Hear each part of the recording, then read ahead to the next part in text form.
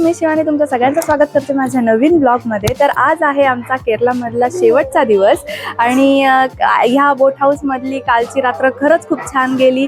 खूप एन्जॉय केला आम्ही सगळ्यांनी आणि जेवण पण खूप छान होतं इथलं। हे 4-5 दिवस केरळमधले कसे गेले कळलेच नाही, खूप फास्ट गेले आणि काय म्हणतात एन्जॉय करताना दिवस कसे जातात हे कळत नाही, सहलीचे दिवस। आणि खरंच खूप छान वाटतंय आणि आज आमची फ्लाईट जी आहे ही संध्याकाळची आहे, त्यामुळे आजचा पूर्ण दिवस आमच्याकडे आहे फिरण्यासाठी।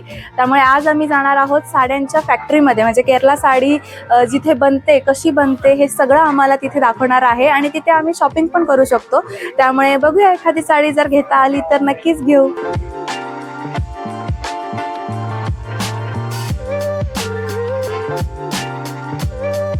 आता आम्ही आलो आहोत साड्यांच्या फॅक्टरीमध्ये। तर इथे आपल्याला दाखवतील आता आतमध्ये गेल्यावर की साड्या कशा तयार होतात। इथे केरळी साड्या प्रॉपर अशा टिपिकल केरळी साड्या कशा तयार होतात ते आपल्याला इथे डेमो दाखवतील आणि आतमध्ये गेल्यावर तिथे शॉप आहे। तर आता आतमध्ये गेल्यावर पण आपण बघूया किती कॉस्टली आहेत ह्या साड्या।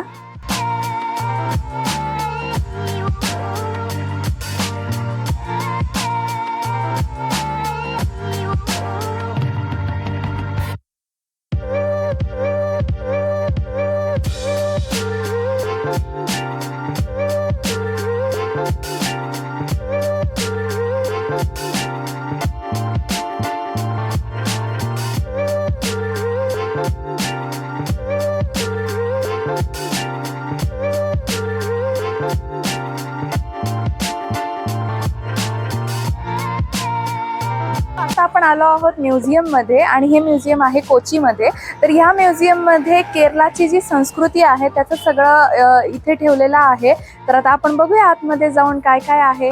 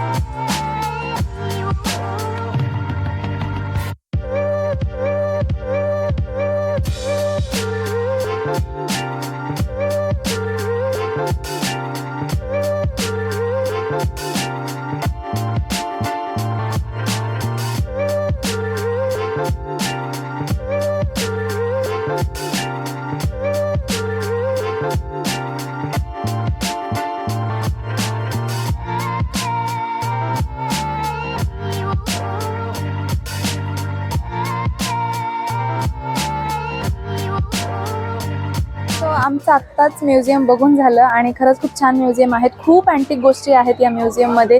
विष्णूचे 10 अवतारसुद्धा यांनी इथे ठेवलेले आहेत आणि 15 सेंचुरीपासूनचे जे आत्तापर्यंतचे आहेत ते सगळ्या वस्तू इथे ठेवलेल्या आहेत। खरंच खूप छान आहे आणि इथे टिपिकल केरला साडीसुद्धा विकायला होत्या, तसं त्यातली आम्ही एक साडी घेतली आहे विकत।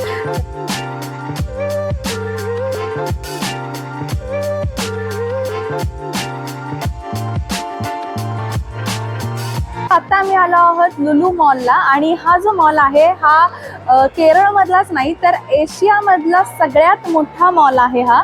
आणि हा मॉल इतका मोठा आहे की 7 फुटबॉल ग्राउंड बसतील एवढ्या जागेत यांनी हा मॉल बनवलेला आहे। आणि आता फुटबॉलची मॅचचा सीझन चालू आहे त्यामुळे त्यांनी हे असं डिझाईन केलं आहे फुटबॉलचं, तुम्ही बघू शकता। आणि खरंच खूप छान मॉल आहे। बघूया आपण आता काय काय मिळते इथे।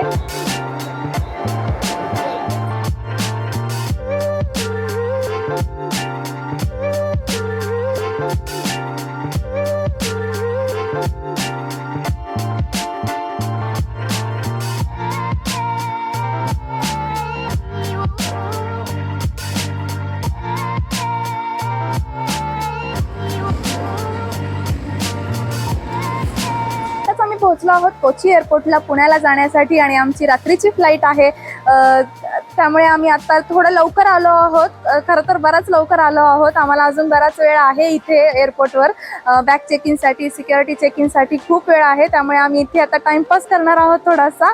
आणि जेव्हा कधी तुम्ही एअर ट्रॅव्हल करत असाल किंवा फ्लाईटनी ट्रॅव्हल करत असाल तेव्हा ही जी स्क्रीन दिसते तुम्हाला माझ्या मागे, या स्क्रीनवर तुमचा जो फ्लाईटचा नंबर असतो किंवा जे टाईम असतो तुमच्या फ्लाईटचा तो आपण इथे बघून मगच इथे यायचं असतं. आणि त्यानुसार मग ते सिक्युरिटीवाले आपल्याला आतमध्ये सोडतात. त्याच्यावरून आपल्याला कळतं की आपला कुठला गेट नंबर आहे आणि आपण कुठून आत गेलं पाहिजे. आज आमची ट्रिप संपत आहे. खरं तर हाच स्टार्टिंग पॉईंट होता आणि हाच लास्ट पॉईंटसुद्धा आहे.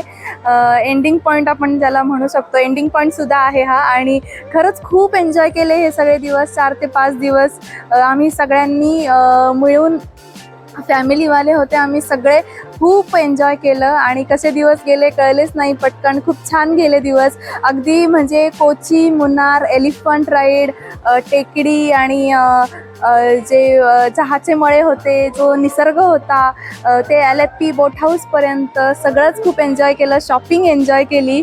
आणि आता चाललो आहे आम्ही परत पुण्याला. आणि आता उद्यापासून होईल आमचं रुटीन परत चालू. आणि हे सगळे व्हिडिओ तुम्ही नक्कीच बघितले असतील आणि जर नसतील बघितले तर नक्की बघा. याच्या सगळ्या व्हिडिओची लिंक मी माझ्या डिस्क्रिप्शन बॉक्समध्ये देत आहे. आणि तुम्हाला जर व्हिडिओ आवडला असेल तर नक्की लाईक करा, शेअर करा आणि कमेंट करायला विसरू नका. आणि तुम्ही जर केरळची ट्रिप प्लॅन करत असाल तर आम्ही ज्यांच्याकडून ट्रिप प्लॅन करून घेतली ते आहेत माया हॉलिडेज. त्यांच्याकडून आम्ही करून घेतली होती ट्रिप. आणि त्यात पल्लवी मॅडम ज्या आहेत त्यांनी आम्हाला पूर्ण ट्रिप ही प्लॅन करून दिली. खरंच खूप छान क्वालिटीची ट्रिप त्यांनी आम्हाला प्लॅन करून दिली. जर तुम्हाला पाहिजे असेल त्यांचा नंबर तर मी त्यांचा नंबर डिस्क्रिप्शन बॉक्समध्ये नक्कीच देईल. आणि आता आमचं बॅग चेकिंग आणि सिक्युरिटी चेकिंग हे चालू होत आहे. तर आम्ही आता चेकिंग करून घेतो आणि भेटूया आपण आता डायरेक्ट पुण्याला.